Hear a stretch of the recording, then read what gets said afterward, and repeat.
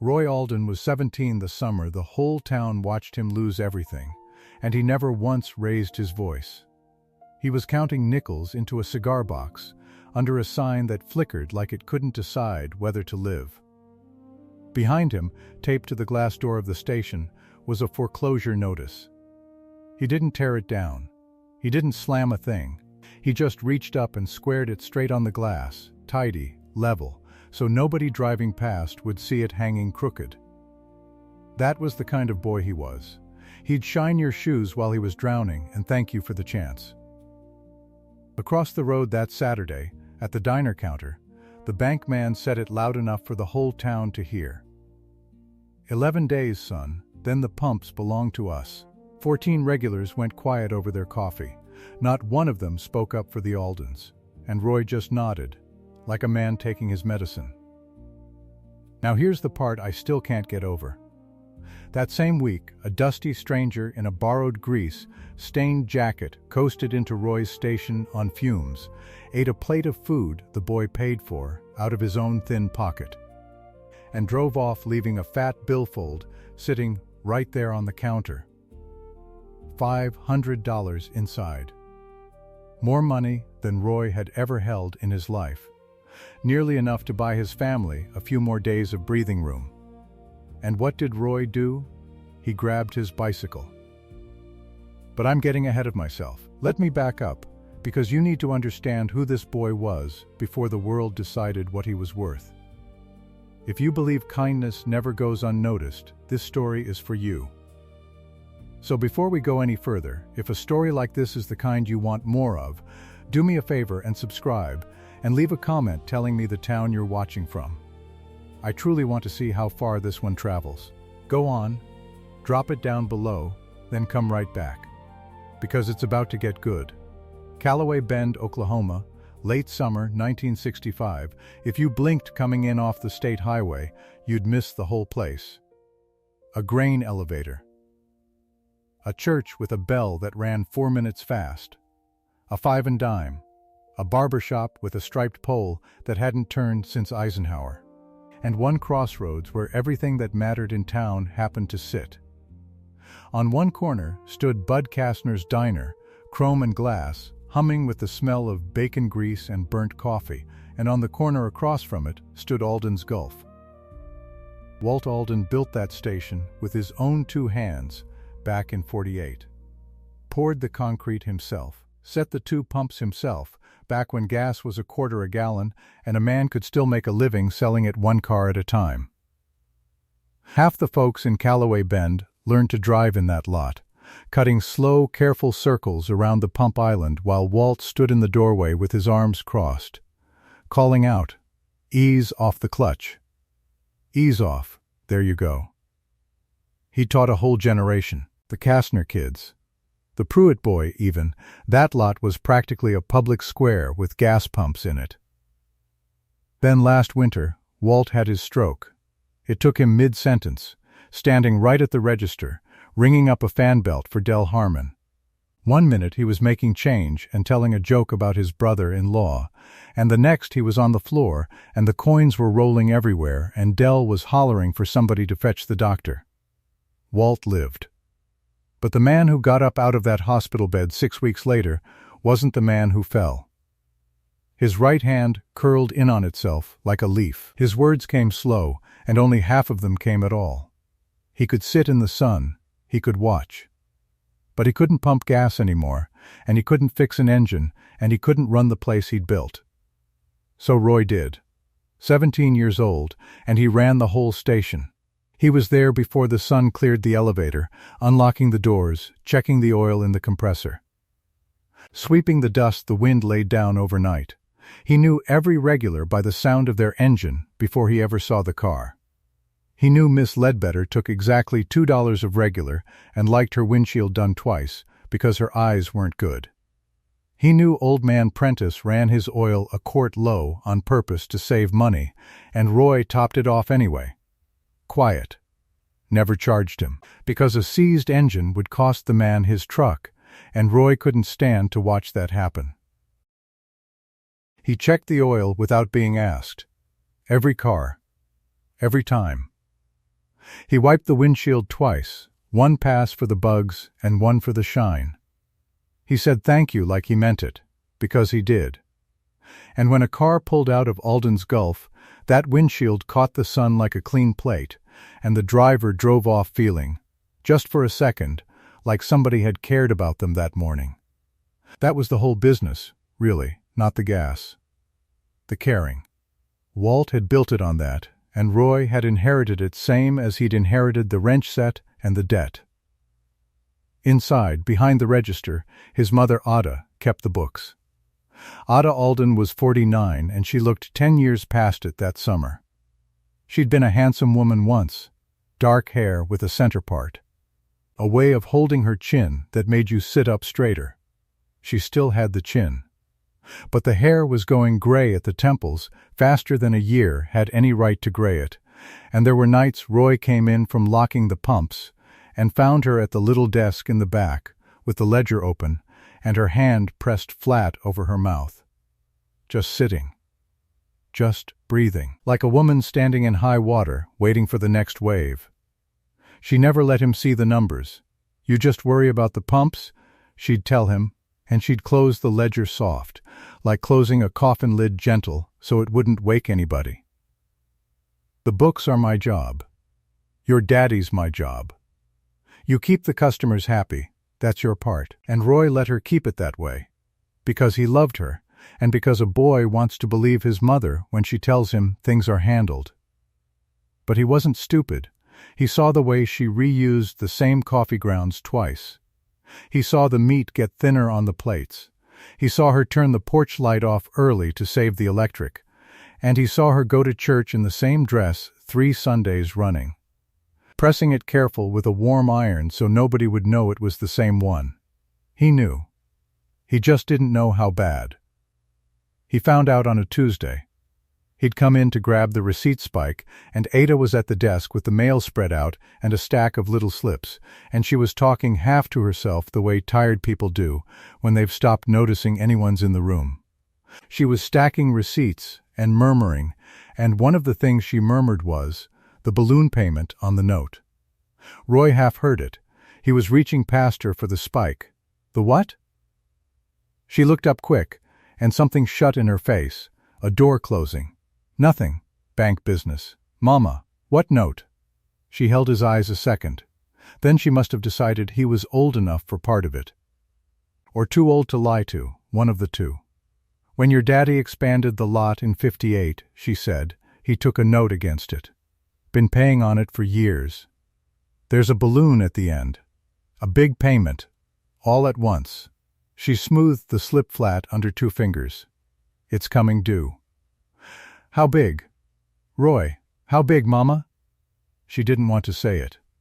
He watched her not want to. And then she said it anyway, quiet, like setting down something heavy. $2,300. The number just sat there in the room. $2,300. Roy pumped gas at $1/4 a gallon and made his money a dime of profit at a time. $2,300 was the moon. It was a number from another planet. When? He said. 11 days.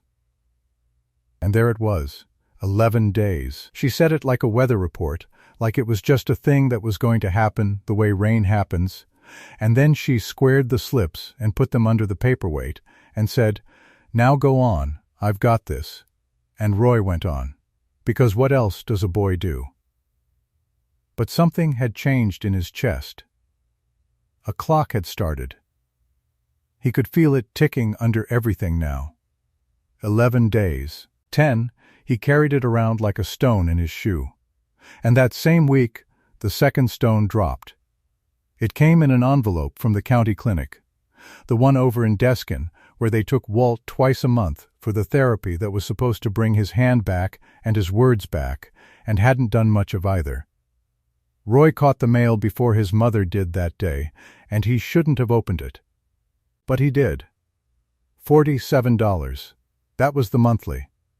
$47 a month for the exercises and the doctor's time, and stamped across the bottom, in red ink, was the word he'd been dreading. Past due. He stood there in the lot with the sun on the back of his neck and did the arithmetic a boy does. 2,300 for the note. 47 a month for his father's hand. And in the cigar box under the register, from a whole slow week of pumping gas, he had maybe $30 of profit to show for it, and half of that already spoken for by the light bill. There wasn't a way. He turned the numbers over and over, and there just wasn't a way through them. But he folded the clinic bill back into its envelope, and he set it on the desk, where his mother would find it, and he didn't say a word. Because if she found out he knew, she'd have to carry his knowing on top of everything else. And he wouldn't do that to her. Now here's the thing you have to understand about Roy Alden, and it's the thing that made everything that came after so hard to watch. He kept giving anyway. That very afternoon, a car rolled in that Roy didn't recognize. An old Plymouth, road-worn, and behind the wheel a woman in a good coat gone shabby, with two little ones asleep in the back seat and a look on her face like she'd been driving away from something for a long time. She pulled up to pump 2. Roy went to the window. "Fill it?" he said. $2, she said. Just 2. She was already digging in a change purse. And Roy could see it was mostly pennies in there, could see her counting them with her thumb, and while he pumped her $2 of regular, he heard the belt. It was the fan belt. It had that dry squeal that meant it was cracked and about to go, and if it went out on the highway in this heat, that engine would cook, and a woman with 2 babies and a purse full of pennies would be sitting on the shoulder of Route 9 in 100 degrees, with nowhere to go and no way to get there. "Ma'am," Roy said, "your fan belt's about to let go." Her face just fell. You could see her doing the same arithmetic he'd been doing all week, the arithmetic of people with nothing. "How much?" she said, flat, already braced. Roy had a used belt in the bin, come off a trade-in. It fit her make. And he could have told her a fair price, $3, $4, and she'd have paid it because you have to when it's your babies in the car, and it would have hurt her. "Nothing," he said. "Got a spare here, doesn't fit anything else. Do you a favor to get it out of my way. Pull around. Take me 10 minutes. She looked at him like he'd spoken a language she'd forgotten. Then her eyes got wet, and she looked away out the windshield so he wouldn't see, and she said, real soft, "Thank you." And Roy said, "Yes, ma'am," and got his wrench. He put that belt on for free. A boy 11 days from losing his whole world put a free fan belt on a stranger's car so her babies wouldn't cook on the highway, and he never told his mother, and he never wrote it in the book. And when the Plymouth pulled out with its windshield wiped twice, Roy stood in the lot and watched it go, and felt, for about a minute, like a rich man. He was still standing there when the Buick came. You could tell Dale Pruitt's Buick from a mile off, because Dale Pruitt never got a speck of dust on it. He came off the highway slow, deliberate, so the dust wouldn't rise, and he pulled it up next to the pump island careful as a man parking a hearse, and he got out in a seersucker suit with a straw hat and a leather folder tucked under his arm. And he stood there a second letting Roy get a good look at how clean he was. "Roy," he said. Mr. Pruitt, Dale Pruitt, was the loan officer at Cattlemen's and Merchants Trust, the bank that held the note. He was maybe 40, soft in the middle, with a smile that never once reached his eyes. The kind of man who shook your hand and counted his fingers after. He'd learned to drive in this very lot. Walt Alden had taught him. And now he stood in it looking at the pumps like a man appraising a corpse for its watch. "Is your mother in?" he said. "She's with my daddy." "What's this about?" Pruitt smiled that smile. "It's good news, actually, for the family." He tapped the leather folder. "You know things have been tight. Tighter than tight.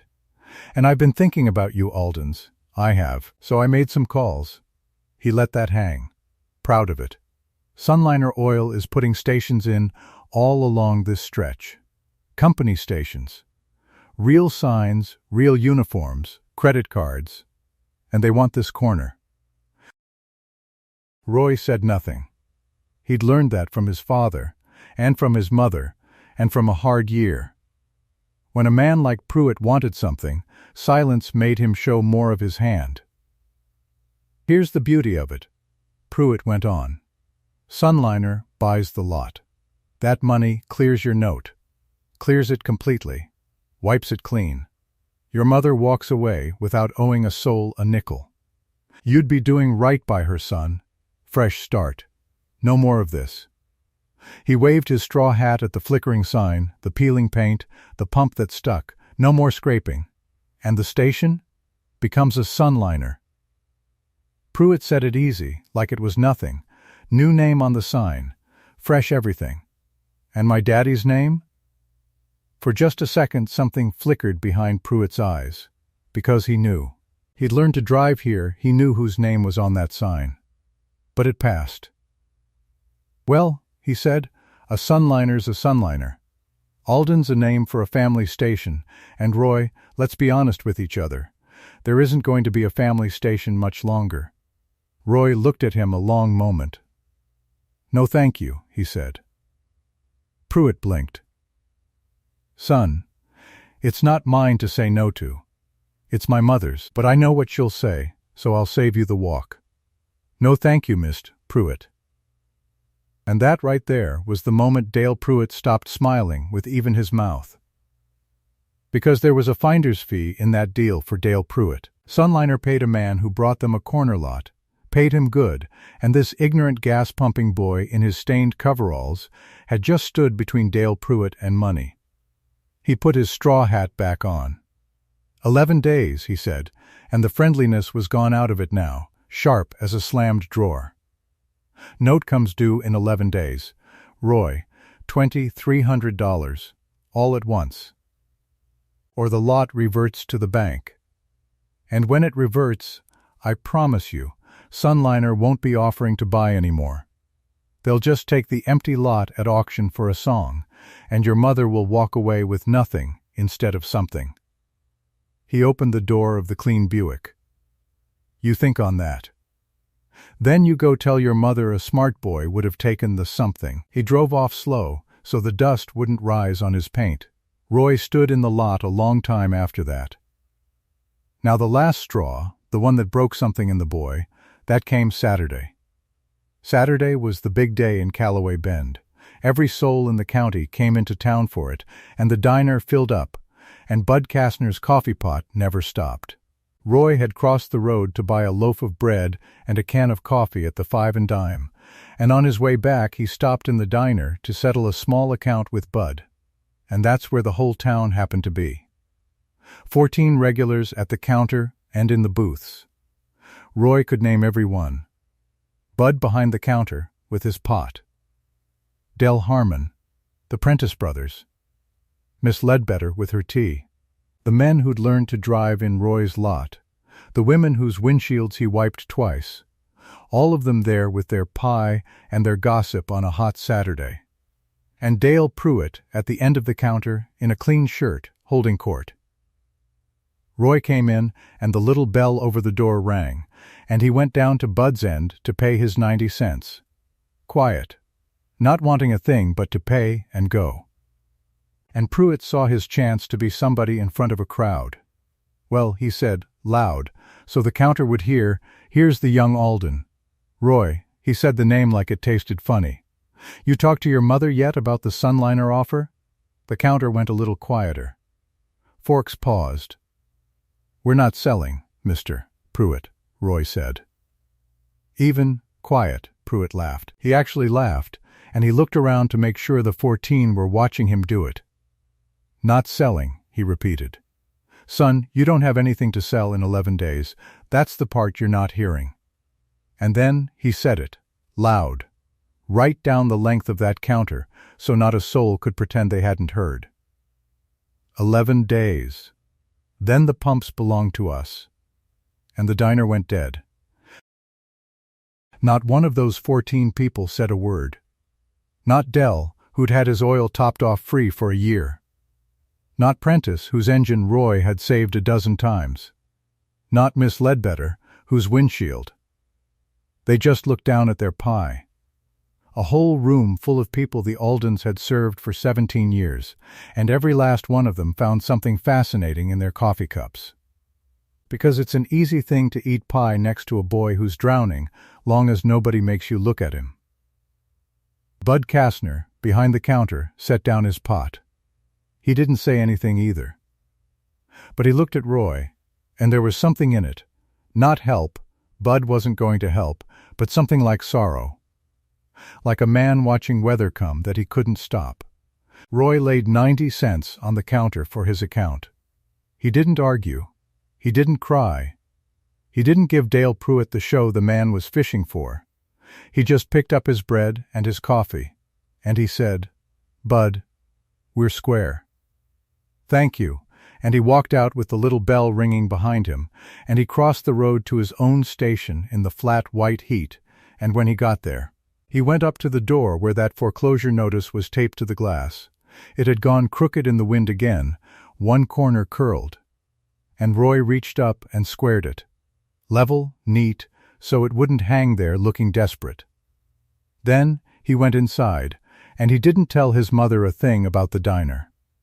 That was Saturday, and it was that same long, low, terrible week, with the whole town's silence still ringing in the boy's ears, that the stranger came.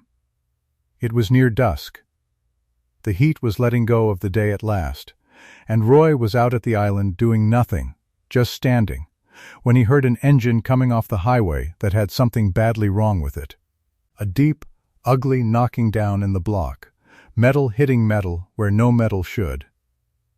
A big car, a nice one, a Lincoln, silver gray and travel filthy, and it was rolling in on the last of its momentum with the engine hammering itself to death. It coasted the last 30 feet with the motor cutting out and died right at the edge of Roy's lot. Nose pointed at the pumps like it had crawled there to expire. The door opened and a man got out. He was maybe 60. Gray at the temples, dark eyes, a neat mustache. And he was wearing the strangest thing. A mechanic's jacket, gray twill, streaked with old grease.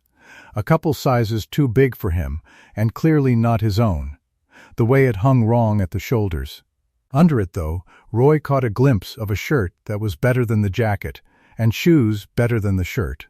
Good shoes, city shoes, dusty now but real leather that cost real money. There was a mismatch to the man. Like a photograph where the pieces didn't quite belong to the same picture. "Well," the man said, looking back at his dead car with a tired kind of humor, "I believe that's the end of her." "Through a rod," Roy said, coming over. "Heard it from here. That's a knock all the way down in the bottom end. Is that bad? It's not good." Roy popped the hood and the smell came up, hot oil and burnt bearing. He knew before he had a light on it. Yeah, rod bearing let go. Probably spun. "This isn't a tonight fix, mister. This is a pull the engine, machine shop, days and days fix. And I don't have the parts. Nearest that'd have them is Deskin, and that's a 2-day wait at best." The man took it well. Better than most men took it. He nodded slow, looking at the dead car, and then he looked at Roy, and there was something in the way he looked. Careful, weighing, like a man used to sizing up what a fellow was made of. "Name's Sam," he said. "Sam Whitfield. Headed west." He put out his hand. "You run this place, son?" "Little young for it."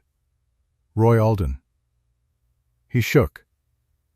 The man's grip was firm and his hand was soft, a hand that hadn't done real work in a long time, if ever, and Roy noticed it the way you notice a thing, without knowing yet that it means something. That was when he saw the watch. Sam Whitfield's sleeve had pulled back when they shook, and on his wrist was a watch that had no business on a drifting stranger's arm in a borrowed grease jacket. Gold, heavy, the kind of watch that cost more than the station made in a season, more maybe than the whole note. It caught the last of the light and threw it back, and then the sleeve fell over it again, and the man's dark eyes flicked to Roy's face, just for a second, checking whether the boy had seen and what he'd make of it. Roy made nothing of it. That wasn't Roy's way.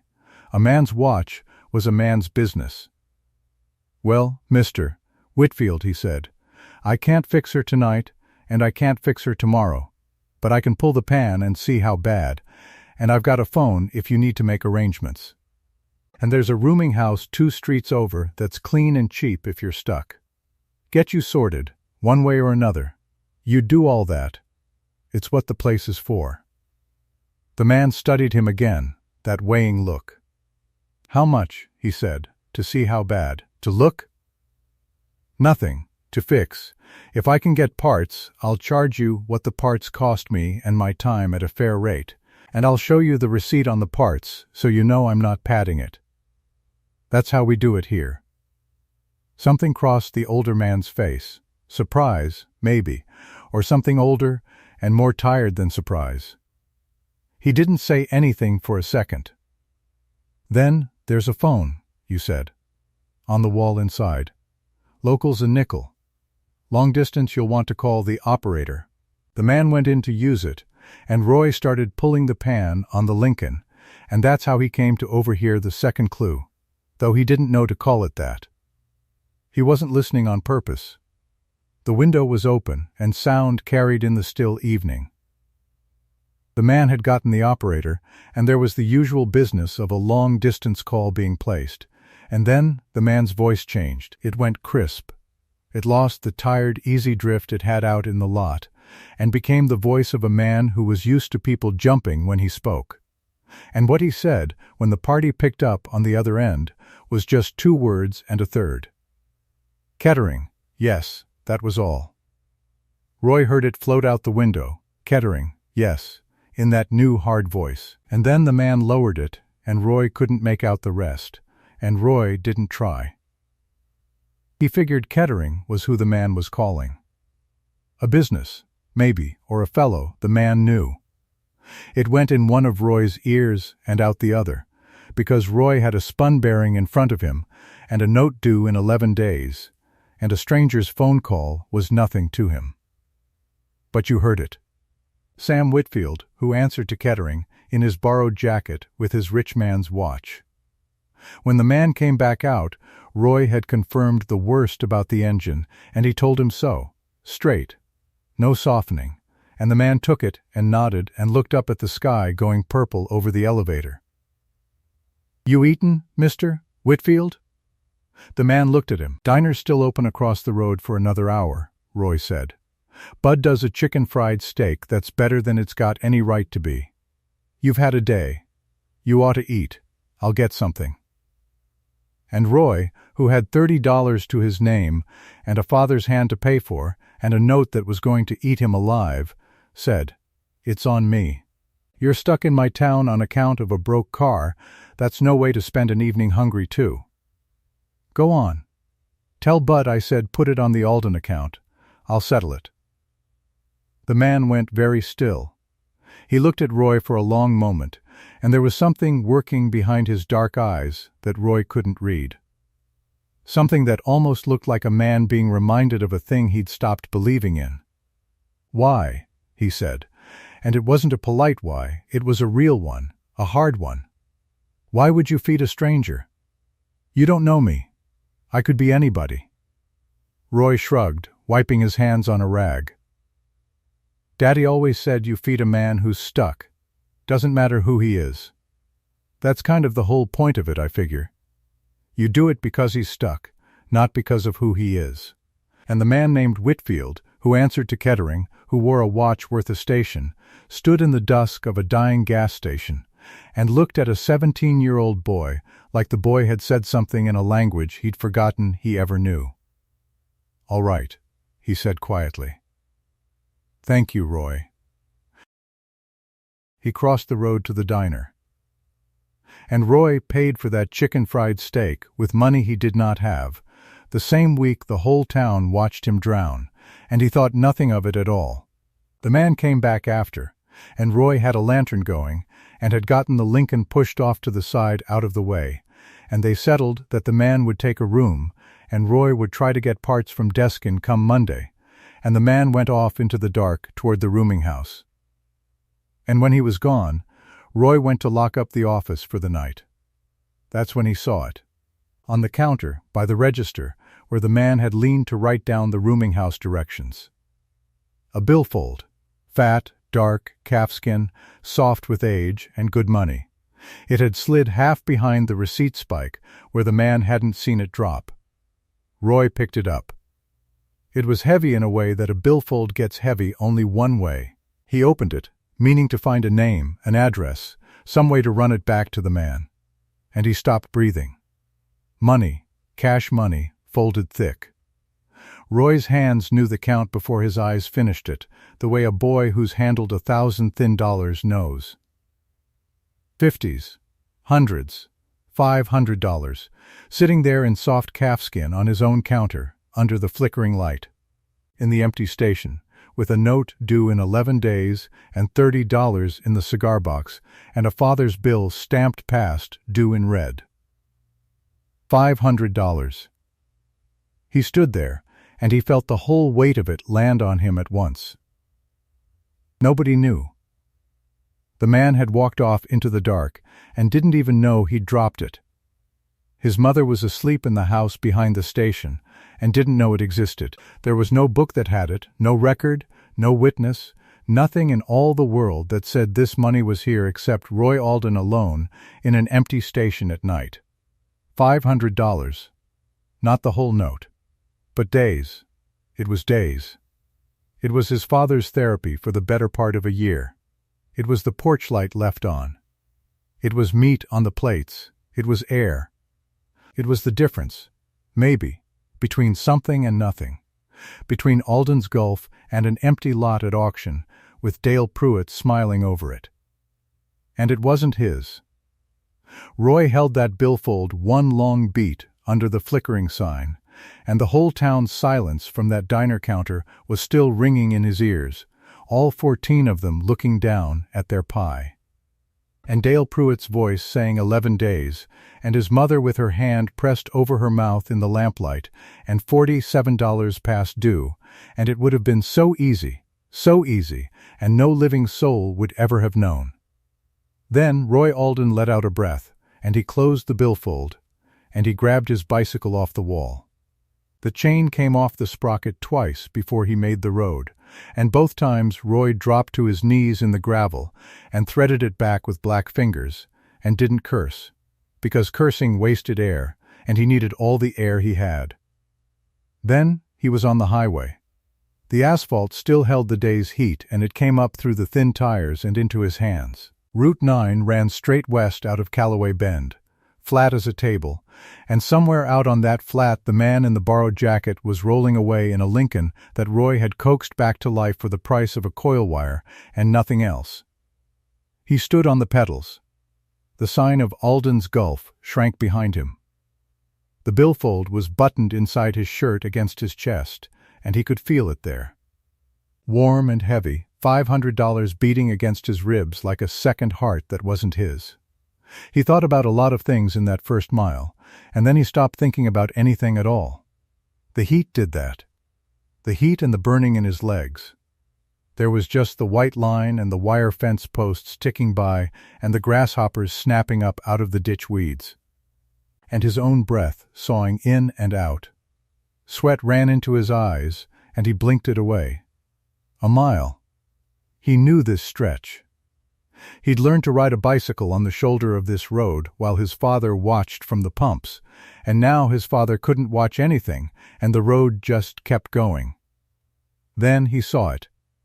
Far ahead, pulled onto the shoulder with its hood tipped up and a thread of steam rising, sat the dusty Lincoln. The man was out of it, leaning against the fender with his hat pushed back, looking at the engine the way a man looks at a thing that's beaten him. Roy's legs found something they didn't have. He came down the last quarter mile standing straight up on the pedals, and he was hollering before he had breath to holler with, one arm off the bars and waving. "Mister! Hey, mister! Wait!" Sam Whitfield lifted his head. And Roy watched the man's face, and he would remember that face a long time, because it did a strange thing. It went careful, guarded, like a man who's heard someone call his name across a lot of years and never once for a good reason. Roy came off the bike still moving. It clattered down into the weeds, and he let it. He had his hand inside his shirt already, fumbling the button, and he was out of wind, and the words came in pieces. "You left this on my counter. You left it, sir." He held the billfold out. The calfskin, the gold thread of stitching in the seam, and he watched the man's dark eyes drop to it, and then come back up to Roy's face, slow, reading him. Sam Whitfield didn't reach for it. "Did I?" he said. "Yes, sir, it fell out, or I don't know how. I found it after you walked off." "It's yours." Roy pushed it another inch closer. His hand was shaking. From the ride, from the heat, from the thing pressing in his chest that he needed to be rid of. "It's all here. I want you to know I didn't take any. Count it. Please, I want you to count it." And here the man went very still. "Son," he said, "I know how much is in that billfold. Count it anyway." Roy's voice cracked, and he didn't care. "I need you to count it." "So you know." So the man took it. And maybe to gentle the boy, or maybe for some reason Roy couldn't have named, he thumbed it open right there on the fender and counted it out loud in the heat, in the grasshopper noise, while a boy who had not slept watched him. 50, 100, 200, 3, 4, he laid the last bill flat. $500. $500, Roy said. "It's all there. It's all there." The man closed it. He looked at Roy a long moment, and something moved behind his eyes that Roy was too tired to read. "You rode out here, on that bicycle. 2 miles, in this." "Yes, sir, with this in your shirt." The man's voice had gone quiet and rough. "You know what $500 is, boy?" And Roy almost laughed, except he didn't have the wind for it. Because he knew. God above, he knew exactly what $500 was. It was 11 days. It was his father's therapy. It was the porch light and meat on the plates, and his mother's hand coming down off her mouth. He knew to the penny what $500 was. "It's yours," Roy said. "That's what it is. It's yours. And it isn't mine." The man reached into his coat. He came out with a folded bill, and then another, peeling them, and he held them out, more than a fan belt, more than a diner plate, real money pushed toward Roy's chest. "Take this. For the ride. For your trouble. Take it." And Roy stepped back. He put his hands up, both of them, palms out, and he shook his head, and the words came out of him plain and without any weight of decision behind them at all, the way you'd say the sky was blue. "Wasn't mine to keep, sir. Any of it." The man's hand stopped in the air. "I fixed your car because it was broke," Roy said. "I fed you because you were hungry. And I brought this back because it's yours. A man doesn't get paid for that. That's just what you do." He bent and picked his bicycle up out of the weeds. His legs were shaking so bad he had to stand a second before he trusted them. The man was still holding the money out, and still hadn't said anything, and his careful guarded face had come all the way apart into something Roy had no name for. "Your radiator's low," Roy said. "There's a filling station in Pruitt, 12 miles on. Tell them to check your top hose while they're at it." It was weeping. He got a leg over the bar. "Safe travels, Mr. Whitfield," and he rode home. He did not look back. If he had, he'd have seen a 60-year-old man in a borrowed grease-stained jacket standing on the shoulder of a highway with $500 in one hand and 2 20s in the other, watching a boy pedal away into the shimmer, and not moving for a long, long time. But Roy didn't look back. Roy went home and put his bicycle on the wall and washed his face at the spigot and went inside, and his mother asked where he'd got to, and he said he'd taken a ride to clear his head. And that was all. He never told her about the billfold. There didn't seem to be any point. It was gone now, back where it belonged, and it had never really been theirs to talk about. He never learned who the man was. Out on Route 9, a long gray driver's car that had been idling a half-mile back, parked, in fact, across from Bud's diner that whole afternoon, though nobody in Calloway Bend had thought twice about it, rolled up smooth and quiet behind the steaming Lincoln. A window came down, and a voice from the shade of the back seat, a voice that ran the freight for half the oil moving out of this part of the country, said only, "Leave the car. Send someone for it. And find out that boy's name." "Yes, Mr. Kettering," the driver said. Silas Kettering watched the last of the boy's dust settle on the highway. He had spent 30 years learning that men were kind to him because his signature was worth being kind to. He had a fine watch on his wrist that 100 men had admired to his face and coveted behind his back. He had forgotten, somewhere in all those years, that decency could just be a thing a person did, plain and unpaid, like breathing, like the sky being blue. A boy had just reminded him. On a bicycle. In the heat. He wouldn't take the money, Kettering said, half to himself. I put it in his hand and he wouldn't take it. Sir? Nothing. He rolled the window up. Find out about the station, too. Whatever's got that boy scared. I want all of it by tonight. The clock ran on. Day 8 came, and Roy pumped gas. Miss Ledbetter took her $2 of regular and squinted at the pump, and Roy read her the number kindly because her eyes were bad. Old Man Prentice came in a quart low the way he always ran, on purpose, so somebody'd have to tend him, and Roy tended him. The regulars came and went. 14 of them had sat at that diner counter and heard Dale Pruitt say 11 days, and now it was 11 days minus 3, and word had gone all up and down the county the way word does. People were gentle with Roy that week. Gentle the way you're gentle with a thing you've already decided is dying. Day 9, Pruitt drove past slow in his clean sedan and didn't stop, and that was worse than stopping. Day 10, Ada Alden sat up till 2 in the morning at the desk in the back, with the ledger open and the lamp on and her chin in her hand, and Roy watched the light under the door, and didn't go in. He knew the number was $2,300. He knew they didn't have it. He'd known for 11 days, and he'd told himself something would come, because something always had. Because his father had built this place with his hands, and the town had learned to drive in its lot, and things like that didn't just get taken. He'd told himself that.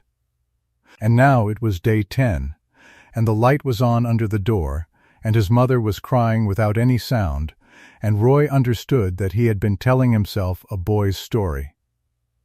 Out at the widow's place, the one from Pump 2, the one he'd waved off the fan belt she couldn't pay for, she'd been talking. She talked at the diner, over coffee, to whoever'd listen. "You know what that Alden boy did," she said. "Wouldn't take a dime for it. Said get home safe. 17 years old and hasn't got a dime himself, and he wouldn't take mine. And somebody else said they'd heard he fed a runaway kid last spring, a boy come through on the freights with no shoes, fed him for 3 days out of the register and never said a word." The stories moved around the counter. Quiet, the way coins move. But stories don't pay a note. And day 11 came anyway. It came clear and hot and gold. A late summer Oklahoma morning with the light coming flat across the pumps, and Roy was up before it, because he hadn't really slept. He swept the lot. He didn't know why he swept the lot. The note was due at noon, and they had nothing near it, and he swept the lot anyway, squared the mats, wiped the glass on the office door, where a foreclosure notice was still taped, the paper gone soft and curled at the corners now, from 11 days of weather. His mother came out at 10. She had her good dress on. That was the thing that broke him, seeing that she'd put on her good dress to lose the station in, the way you'd dress for a funeral, and she came and stood beside him at the pumps and looked out at the road, and she told him the number. "It's $2,300, Roy." Her voice was steady, and that steadiness cost her everything. "The balloon payment. Due at noon today, or the lot reverts to the bank. She folded her hands. We have 340. I've been over it and over it. $340 is what's in the world. I know the number, Mama. I know you know it. She looked at him. I should have told you sooner. I kept thinking I could. I don't know what I kept thinking. That I could carry it for you. Her chin went up. I'm sorry, son. I'm sorry I let you hope. And Roy took her hand, his mother's hand, 49 years old and worn from keeping books that wouldn't add up, and he held it there at the pumps his father built, and he didn't have one single thing to say that would make it true that it wasn't happening. At 11:30, Dale Pruitt's sedan turned into the lot. He took his time getting out. He had the leather folder under his arm, the same one, and today there was a fountain pen already in his breast pocket where a man could see it. He came across the gravel smiling, and he had a way of walking on another man's ground like he'd already bought it, and Ada's hand tightened in Roy's. Ms. Alden. Roy. Pruitt touched his hat. Fine morning. I'll make this easy on everybody. He opened the folder on the flat of his hand, right there in the lot. No counter, no chair, nothing. Sunliner's offer clears the whole note. Every dollar. You sign here, the lot's theirs, the debt's gone, and you two walk away clean instead of watching the sheriff nail it shut at noon. That's a mercy, and I'd take it. He clicked the pen. Now, the sign'll change. That's the business. Comes down, Sunliner colors go up. But you'll have your names off a debt, and that's worth something. Walt Alden's name. That's what he meant. Comes down. And across the road the diner had gone quiet. Bud Kastner stood in his own doorway wiping the same glass he'd been wiping 10 minutes, and behind him the regulars had drifted to the windows, the 14 of them. The ones who'd heard 11 days said out loud. They'd come to watch. Not out of meanness. Out of the thing that makes a whole town stop and stare when one of its own goes under, half grief and half the awful relief that it isn't them. They watched. Pruitt held the pen out. And Roy, God help him, Roy reached for it. Because there wasn't anything else. Because his mother had on her good dress and it was almost noon, and $340 was what was in the world, and a boy can only carry a story so far before the story runs out. His fingers closed on the pen. That was when the sound came up the highway. Low and smooth and getting closer. An engine that didn't cough or knock. The whole lot turned toward it, Pruitt too, the pen half passed between his hand and Roy's, and down Route 9 out of the gold morning light came a long black car, longer than any car that had ever had cause to be in Calloway Bend. And it slowed, and its blinker ticked, and it turned in off the highway and rolled up onto the gravel of Alden's Gulf and stopped right at the pumps. A limousine, idling at the pumps, in front of the whole town. Nobody moved. Bud Kastner set his coffee pot down on the nearest table without looking at it. The pen hung in the air between Pruitt and Roy, and neither one of them was holding it now. It just hung. And then it dropped, and nobody bent for it. For a long moment the car just sat there, engine ticking over soft, sun sliding off the black paint. Then the driver came around and opened the rear door. And a man stepped out into the light. He wore a suit now, dark and clean and cut close, and good shoes, and on his wrist as he lifted his hand to the sun there was a heavy gold watch that no drifter had any business wearing. His gray temples were combed. His mustache was neat, and Roy's breath went out of him all at once. Because he knew that face. He'd fed that face a diner plate. He'd fixed that face's car for the price of a coil wire. He'd chased that face 2 miles down a highway in the heat to give back a billfold. Mr. Whitfield, Roy said. It came out of him small. The man looked at him, and there was something in his eyes that hadn't been there on the road, or maybe it had. Maybe that was the thing Roy hadn't been able to read. He smiled. just a little. That's not my name, son, he said. I owe you an apology for that. It was a borrowed name and a borrowed jacket. And I wore them because I needed to go somewhere and be nobody. He turned, and he said the next part, not to Roy, but to the whole lot, to the diner across the road, to the 14 faces in the window, in a voice pitched to carry, and carry it did. My name is Silas Kettering. Kettering Continental Freight Lines. And Roy watched Dale Pruitt's face come apart. He watched it the way you watch a thing you'll think about for years. Because Pruitt knew that name. Everybody in the fuel and freight business in 3 states knew that name, and Dale Pruitt knew it better than most, because Kettering Continental was the largest freight contract Sunliner Oil had ever signed. The trucks that moved Sunliner's product, every drop of it, ran under Kettering's flag. Pruitt's own bank did business downstream of Sunliner.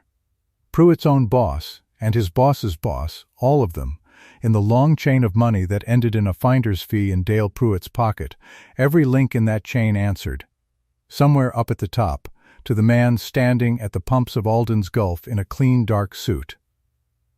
The color left Pruitt's face the way water leaves a cracked glass. All at once, and from the bottom. Mr. Kettering, he said. Sir, I had no idea you were, no, Kettering said. You didn't. Not cruel, just flat and final, the way a door closes. He turned away from Pruitt as if Pruitt had stopped being in the lot. He looked at the crowd across the road. He looked at Bud in his doorway, and the 14 in the window, and Miss Ledbetter come out onto the diner porch, with her hand shading her poor eyes. And he told them what the boy had done. 11 days ago my car threw a rod on the highway west of here, and this station's the only reason I'm not still standing in that ditch. This boy fixed what he could and charged me for the parts and not a nickel for his hands. He bought me supper out of his own pocket when I found out later he doesn't have a pocket to spare. His voice stayed quiet, and the whole town leaned to hear it. And when I left a billfold on his counter, $500 in it, he found it alone in an empty station at night, with a note coming due and $30 to his name, and his daddy's doctor bill stamped past due in red. He let that sit. $500. And he could have kept it, and no soul on earth would ever have known. Instead, he got on a bicycle, and he chased me down 2 miles of highway in this heat, and he handed it back through my window, and he counted it out loud so I'd know it was all there. And when I tried to pay him for the trouble, you know what he told me? Nobody breathed. He told me it wasn't his to keep. Kettering's voice caught, just slightly, and he let it. Wasn't his to keep. I've had presidents of companies lie to my face for less than I offered that boy, and a 17-year-old in a grease apron looked at more money than he'd ever held and told me a man doesn't get paid for being decent. That it's just what you do. He looked at Roy then, and his old dark eyes were wet, and he didn't hide it. I stopped believing that a long time ago, son. You made me believe it again. On a bicycle. So he turned to the driver. Bring it. The driver brought a slim leather case, and Kettering opened it on the closed lid of the trunk and took out a checkbook, and he asked Ada Alden, "Gently, ma'am, what's the figure on the note?" Ada couldn't speak. Roy answered for her. $2,300, sir. Due at noon. $2,300. Kettering wrote. He tore the check clean and held it out, not to Roy, to Ada, because it was hers, and that was the kind of thing he understood. Paid in full. Take it inside and get your receipt and get that notice off your door. Then he turned, and he took the Sunliner papers out of Dale Pruitt's slack hand. And without any show at all, without a flourish, he tore them once across and once again, and let the pieces fall on the gravel. There won't be a buyout, Kettering said. Not this corner. You can tell Sunliner I said so, and if they've got a question about it, they know my number. He looked at the torn papers in the dust. 2 words. They know my number. And Roy, who 11 days ago had stood in a phone booth's shadow and heard a dusty stranger answer a ringing payphone with 2 words. Kettering. Yes. Felt the whole 11 days turn over in his chest and land right side up. But Kettering wasn't done. He faced Roy square, and his voice changed. Went brisk, went kind and businesslike at once. Now you. I run the biggest mechanic division between here and the coast, and I have never once been able to hire enough men who will check the oil without being told and wipe the glass twice when nobody's watching. You've been doing both since you were 16.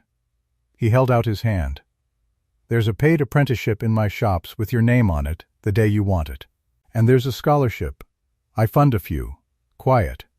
For a boy who'd give back $500 he needed. Engineering, business, whatever you've a mind to learn. It's yours. You've already passed the only test I care about. Roy stared at the hand. His own hands were black with the morning's work. He looked at his mother, and Ada was crying openly now. The check pressed to her chest with both hands, and she nodded at him, nodded and nodded. Roy shook the man's hand. There's one more thing. Kettering took a paper from the driver, already drawn up, already witnessed. A man who'd done his homework in the night. This says the ground under Alden's Gulf belongs to Walt Alden and his heirs, protected in writing. And no bank nor oil company nor loan officer gets to put a sign over his name while there's breath in this outfit to stop it. He set it on the trunk lid and signed it and slid it to Ada. Your husband built this place with his hands, ma'am. I heard that in town before I heard anything else. His name stays on it. And now he turned, last of all, to Dale Pruitt. Pruitt stood in the middle of the lot with his empty folder and his fee dead in his pocket, and the whole town watching.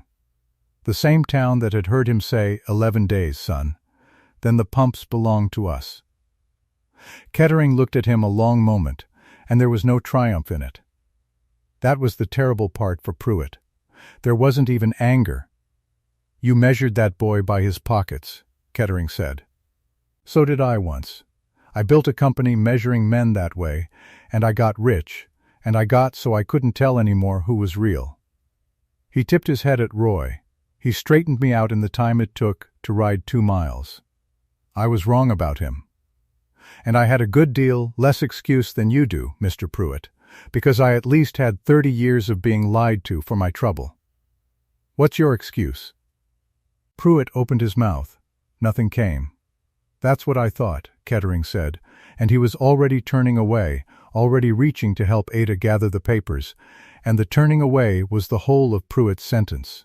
He didn't have to be argued down. He didn't have to be run off. He just stopped being worth looking at, and the man above every man he answered to had done it in front of 14 witnesses, and there was nothing on this earth Dale Pruitt could say to any of it. He picked up his hat. He walked back to his clean sedan through the same crowd that had come to watch the Aldens fall, and the crowd parted for him, and said nothing, and their silence was louder than the diner counter had ever been. He drove out slow. Nobody watched him go. They were all looking at the boy. The notice came off the glass door at 10 minutes to noon. Roy peeled it himself. Careful, the way he'd squared it straight 11 days ago, so nobody would see it crooked. Only now he didn't square it. He balled it up in his black fist and he stood there a second, and then he laughed, a cracked, tired, wide-open laugh, and he threw it in the trash barrel by the pumps, and across the road Bud Kastner started to clap, and then the whole diner was clapping. 14 pairs of hands, and Miss Ledbetter's too, out on the porch in the noon light. Silas Kettering stayed to supper. He ate a diner plate again, at the counter this time in his good suit, and he paid for the whole house, and he made Bud take it. He told Roy which of his shops to write to, and he wrote a number on a card, and before he got back in the long black car he stood a minute at the pumps in the late gold light and looked up at the sign, Alden's Gulf, a little faded, the paint going at the edges, and he said, "You'll want to freshen that up. But keep the name. "Yes, sir," Roy said. "We'll keep the name." Then the limousine pulled out onto Route 9 and went west into the light, the way it had come, and Calloway Bend went back to being a town where nothing much happened. Except that something had. 6 months on, the sign was fresh. They'd painted it in October, Roy up the ladder and Del Harmon steadying the bottom, and it read Alden and Son now, in clean white letters on Gulf blue. Because Roy had asked for that, the and Son, and Ada had had to go inside so nobody'd see her face when he said it. The pumps were busy. Word travels, and a station where a magnate once paid off a note with a checkbook on the trunk of a limousine is a station people will drive a little out of their way to gas up at, and they came, and Roy served them, and he checked the oil without being asked, and wiped the glass twice, every time, the way he always had. Walt Alden sat in the sun most afternoons now. He wasn't the man he'd been. His right hand still curled, and his words still came slow and cost him. But he could sit in a kitchen chair by the office door with a blanket over his knees and watch his lot, his corner, his name up fresh on the sign. And some afternoons Roy would look over and catch his father just gazing at those letters, Alden and Son. And Walt's slow mouth would work its way into something that was almost the old grin. That was payment enough. That would always be payment enough. There was a new kid now, 12, a skinny one from out past the Pruitt Road who'd started hanging around the pumps the way boys do. And Roy had put him to work. On a warm afternoon in the first thaw, Roy stood behind him at Pump 2 while the boy ran a rag over a windshield, once, quick, the way you do when you don't yet know why it matters. "Twice," Roy said. "It's clean," the kid said. "Do it twice anyhow."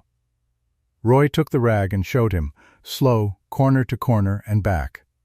"Fella can't see the road if the low sun catches a streak you left. Twice, every time. Even when nobody's watching, especially then."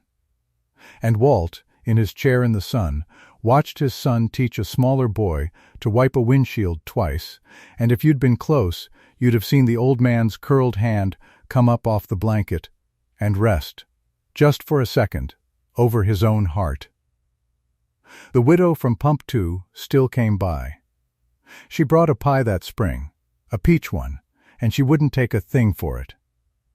And when Roy tried to press $1 on her for the trouble, she pushed his hand back exactly the way he'd once pushed back a stranger's. And she smiled and said, "Wasn't mine to charge for," and drove off before he could answer. Roy stood there holding a warm pie and laughing to himself in the sun. Across the road, at the diner, they still told it. Newcomers got the whole story over coffee whether they asked or not, the dusty stranger, the borrowed jacket, the bicycle chase down Route 9, the long black car at the pumps at noon. And every time it got to the end, to the part about the $500 given back, somebody at the counter would shake their head. And Bud Kastner, wiping down the same stretch of formica he'd wiped for 20 years, would say the line he always said, dry as a September field. "Boy gave back $500 he needed," Bud would say. "Reckon that's why he ended up with everything." And it was true, and it wasn't quite the way Bud meant it. Roy hadn't given the money back as a bet. He hadn't ridden 2 miles in the heat because he figured decency would come home with interest. He'd given it back because it wasn't his, plain as the sky being blue, expecting nothing, wanting nothing but to be rid of a weight that didn't belong to him. That was the whole secret of it, the part the diner never quite got to. Kindness only ever pays you back when you weren't keeping the ledger in the first place.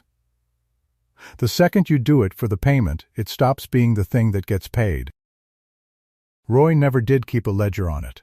He just kept wiping windshields twice, and checking the oil without being asked, and gassing up the folks of Calloway Bend under a sign that still, all these years his father built it and lost it and got it back, said the family's name in clean white letters against the blue.